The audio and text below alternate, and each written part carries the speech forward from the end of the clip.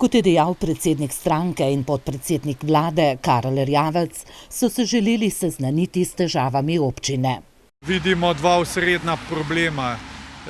Prvi gotovo tretja razvojna os, to smo danes tudi vsi občutili, kako težko se pride v Črnomelj, in dogovorili smo se, da bomo postorili nekaj korakov v smeri pospešitve tega postopka. Druga zadeva pa je kulturni dom, ki je v državni lasti in že vrsto let kliče po temeljiti obnovi. Ravno zdaj se dogaja investicijski poseg, obnavlja oziroma renovira se sistem centralnega ogrevanja.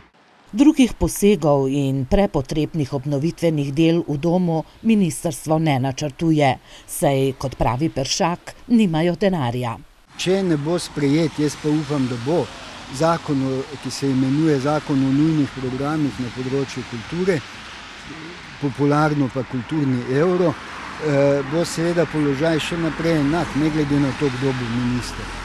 Si pa na ministrstvu prizadevajo kulturni dom, spomenik državnega pomena, prenesti v last občine. A kot pravi županja, je treba najprej razrešiti kar nekaj odprtih vprašanj.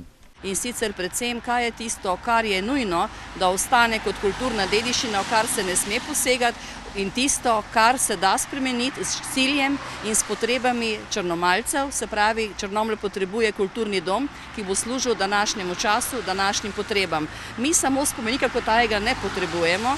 Edino, če bo dovoljena zamenjava neudobnih stolov in ureditev dvorane tako, da bo služila potrebam današnjega časa, se bodo pogovarjali o prenosu lastništva na občino, pravi županja.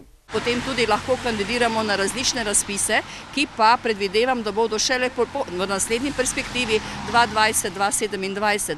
Skorajšnjih obnovitvenih del v Črnomaljskem kulturnem domu torej ni pričakovati.